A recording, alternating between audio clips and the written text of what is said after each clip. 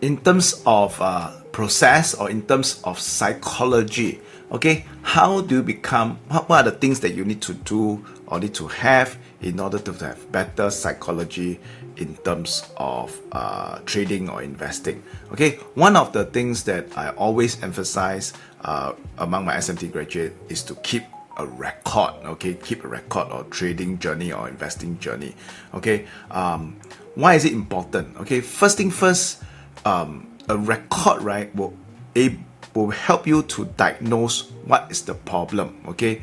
If let's say you're trading too much, if you're entering at the wrong price, if you're putting stop loss too tight, you will know when you write a journal. Either you can diagnose it yourself or get a coach to help you to diagnose. You're able to find out what's the problem in terms of your trading. Okay, just like example, you go to a doctor and you don't tell the doctor any problem or any symptom, right? The doctor very hard to diagnose what's your problem. So by keeping good records, right, you can get a doctor or a coach to help you to diagnose the issue with the problem. If you do not have a coach, you can also take time off from your trading. You know, after you have trade, after you have recorded your trades, when you're time off from trading, you can also look at your records and see how you trade, okay, and observe how you trade. You know, as a third person, look at yourself, how you're trading, how you deciding what to buy or sell, and what are the things that you can improve by keeping good records. Okay, so what are the things that you need to keep in the records? Okay, besides just the numbers, like what's your entry price, what's your target price, what's your exit price, what's your stop loss, is there any other things that you need to keep track? Yes, okay, there are things that you should keep track, and a lot of things are internal, going inside your mind. Okay, that means as an example, are you FOMOing to a trade? Do you have the fear of missing out, okay, when you enter a trade? Because your friends are entering the trade, you also fear of missing out. Number two is, are you greedy? That means if you see the stock making money, do you add on position for no reason, or are you being fearful? You know, when the stock move against you and have not hit your stop loss, are you tempted to just get out because you just are fearful? Okay, is there any other things that is happening within you besides being FOMO? Is there just pure fear and pure greed? Okay, so these are things that you can write down in your journal to help to analyze yourself. Okay, so the psychology part, that's the first thing that can help you in the trading psychology in your process, that will be able to help you. Second is focus on process. Don't focus on results. Okay, I talked in my previous videos before. Trading is something that the results is not fully in your control, because the market do move, it's not fully in your control. So that's why you need to really focus on your process. What are the things that you can do to become a good trader? What are things you can do to get better results? Okay, so I will have this thing, right, that 100% committed to your process, 0% attachment to your results. Okay, the result at the end of the day, you cannot be attached to it, you need to be detached to the results, but 100% committed to the process. Okay, so that will be the setting process goals, focusing on the process rather than having results. Okay, the last thing I'll share with you is treat your money, right, or your portfolio, right, as a steward, as a fund manager. Why is it so? If you treat this money as if it's not yours, it's your family or your wife's or your children's money, you tend to do better.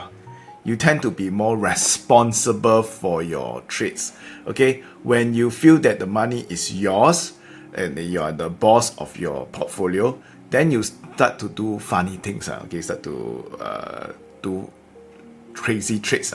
So if you manage it like a steward, you manage it like money that is not yours, then you tend to become a better trader or investor. So being good steward, it will also help you in becoming a better trader also. Okay, so rewind back all these things, keeping good records, okay, focusing on process, and also be able to treat trading like a stewardship, like a steward, also apply to real life. You think about it. Okay, think about it. First thing first, live your life, right? Keep a journal. Like for myself, I have stacks and stacks of journal. What happened to me yesterday? What are things I can improve? Did I raise my voice when not necessary? So I'll write down what are the things that happened to me yesterday or last week that I can improve. What are the things going forward that I want to do? So keeping good records, a live journal is something that you want to consider doing. Second thing is you must be able to also be also focusing on the process. Okay, that means, let's say example, you want to be healthy. Rather than focus on the result, focus on your process. Focus on what you can control. Okay, whether it's health, whether it's wealth, whether it's any area of relationship, focus on what you can control rather than what you cannot control. Okay, example, you want to find the love of your life. Rather than just keep looking for that target love, you should actually work on yourself, become someone that is attractive, to the person that is that you want to attract. Okay, so work on yourself, work on your process. Then lastly is stewardship. Treat your time on earth, treat your life as a steward, because the fact is nobody live here forever, yes or no? So you really want to be treasuring every moment of your life, treasuring time that you have to make good use of it, but don't get me wrong, make good use of it is not always running from here and there, okay, but really savor the time that you have. Some people, they are so just running from one place to another, clicking off the checklist every day, that they are not savoring life. So my suggestion is treat life as a precious commodity, time on earth as a precious commodity, and savor life. When you savor life, you eat slower, you tend to enjoy it more. Okay, the trick or the challenge with modern society, we have more things.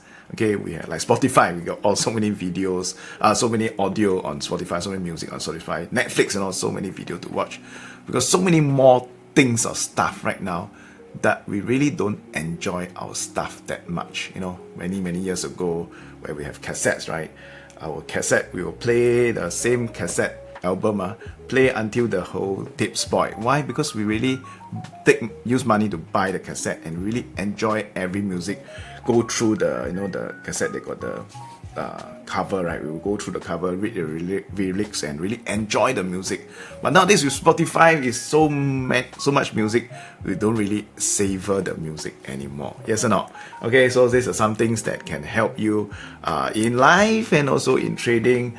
What are the other things that you think can help you in terms of psychology, in terms of the inner work that can help you in life or even in trading? Maybe you can share in the comments below. Okay, see you in the next video.